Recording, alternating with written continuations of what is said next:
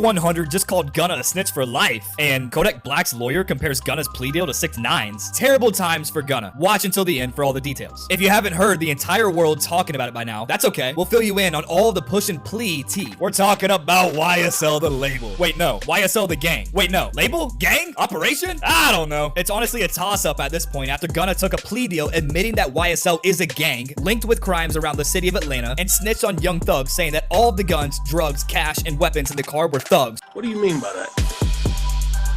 When they got pulled over. But then again, he just posted an Instagram photo of himself in his at-home studio with the hashtags YSL the label and Free Thug. What?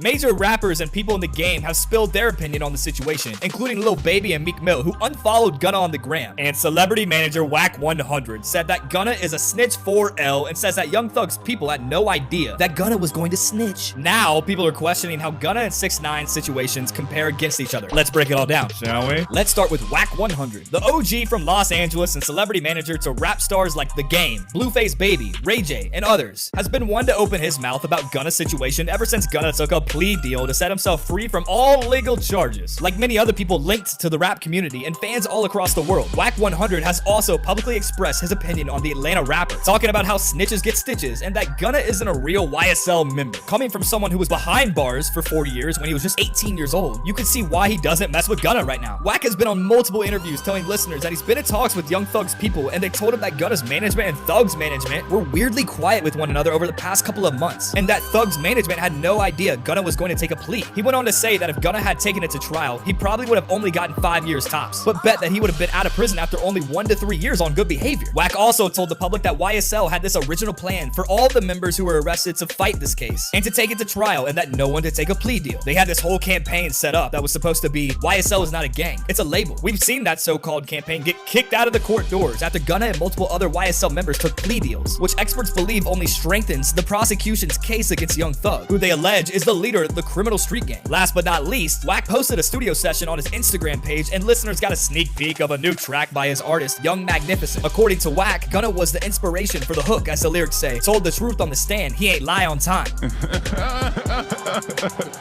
So now you have rappers dissing Gunna in their songs now. Just last week, Lil Durk teased a song on a social media where the lyrics say, what happened to Virgil? He probably gonna tell. Gunna and Durk collabed on a song called What Happened to Virgil in the past. Damn. Despite all the hate and controversy, many people are questioning how Gunna's plea deal compares to 6ix9ine's. And finally, someone with some expertise came to social media and gave the people his opinion. Who would that person be, you might ask? None other than Kodak Black's lawyer, Bradford Cohen. Cohen said he had been getting a slew of DMs about both deals, in which he broke down the difference between Gunna and 6ix9ine's respective plea deal, reaffirming the idea that the YSL rapper hasn't technically snitched in the way that his rainbow-haired rap peer did. And I ain't no snitch. He went on to tell social media, as for 6ix9ine, he notoriously cooperated with federal authorities back in 2020 to convict numerous members of New York's 9 Trey Gangsta Bloods. Despite apologizing for his snitching ways, the Gummo rapper has adamantly stood by his decision to testify against his co-defendants. In Gunna's case, his plea deal only affects the defense of Young Thug if he was to blame Gunna for drugs in the car. Other than that, the statement doesn't come into a trial. Now, verse 6ix9ine, that was full-on testifying against co-defendants and against others in the industry. Again, not saying what's right or wrong, but there is a distinct difference in the two situations. What do you think? Is any snitching snitching? That's what many people are saying. I guess he's got a good point on both sides. Is any type of snitching considered snitching? Again, like Wack 100 said, Gunna could have not taken a plea deal and very well could have most likely fought a good battle in trial. And if you ask me, 6ix9ine and Gunna's situation are very different, considering 6ix9ine didn't care that he snitched and will do it all over again 100 times. He's also posting all over Instagram of himself in a private jet with $1 million of cash on his lap, begging his haters to come and get him with specific addresses attached to his captions. On the contrary, Gunna believes he didn't snitch at all and is still hoping that they'll free Young Thug, but it may be too late after what he did. But of course, we'll pose the question to you. What do you think? Do you think Gunna and 6ix9ine situations compare similarly to one another? Is Wack 100 right? Would Gunna have fought a good fight in court? Do you think Young Thug will beat the case? And if not, how many years do you think he'll face behind bars? Subscribe for more.